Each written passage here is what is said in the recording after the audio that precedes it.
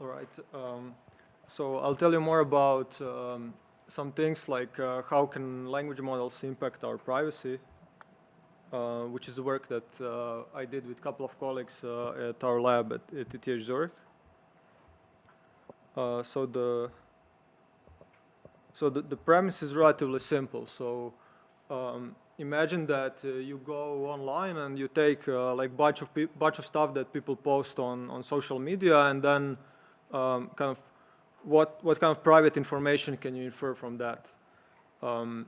And this has a connection to finance, of course, because like trading companies have since forever been scraping Twitter. Like, I don't know if famous people post about some stocks, like how can this impact the markets? And of course, for us, more important thing is like if we post something anonymously on the social media, like what can people infer about us?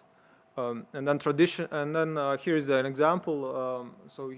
Some person is complaining about their commute on Reddit, and then what can you actually infer about that? And then if you actually kind of see that they talk about something called hook turn, like which is some regional way for like traffic maneuver in Melbourne, you could actually infer that they live in Melbourne. But then, for instance, human, to do that would actually have to find this specific term in the text, and then like Google, okay, what hook term means, and so on.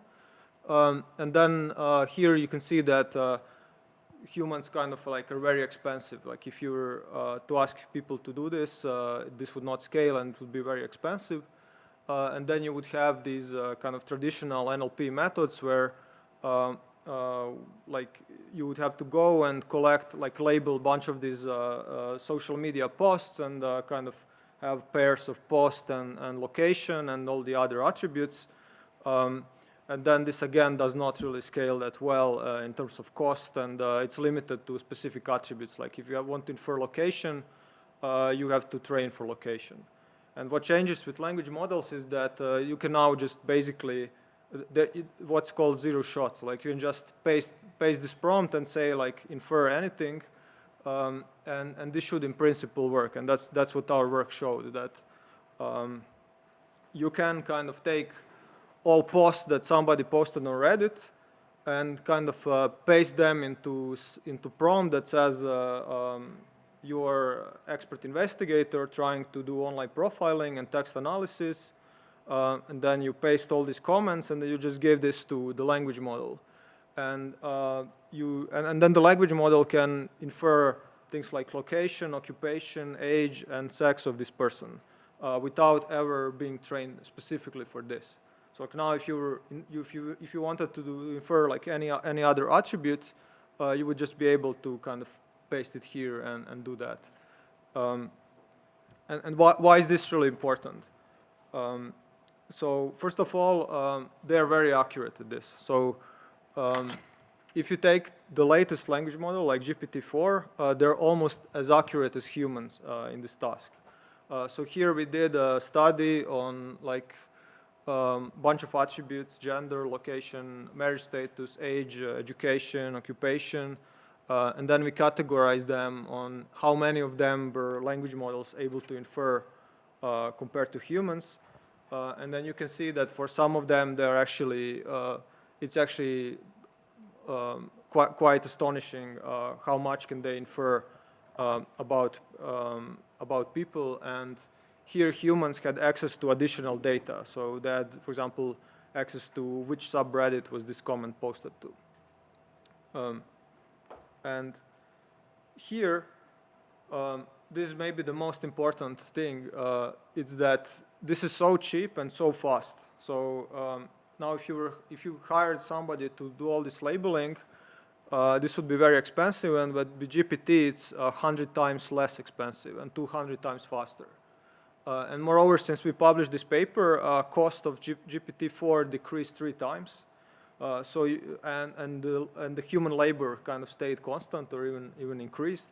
So you can kind of see where this is going. Like if we have these language models that are as good as possible and way cheaper than humans, then somebody could just kind of employ them at scale to infer as much as possible private data from these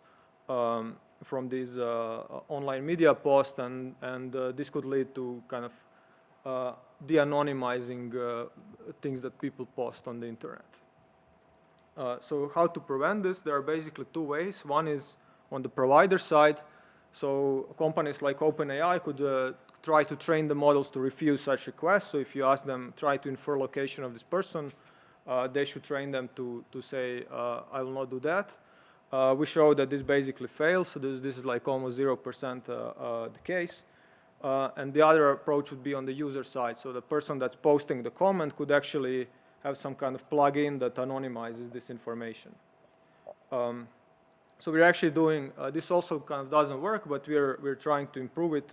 We actually submitted a paper on that. And then another problem on the frontier is that you now have like all these platforms where people can upload their own custom chatbots. And something that's also interesting to analyze is what if somebody uploaded a chatbot that has a goal to actually talk to you and infer as much as possible private information about you? And that's also one of the problems we're now looking at. And that's it.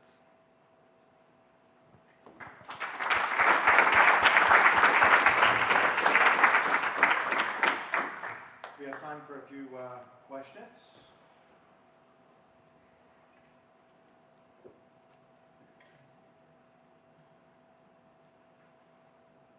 Can you talk a little bit about the data sets that you're using to do this kind of analysis, and where they're available and so forth?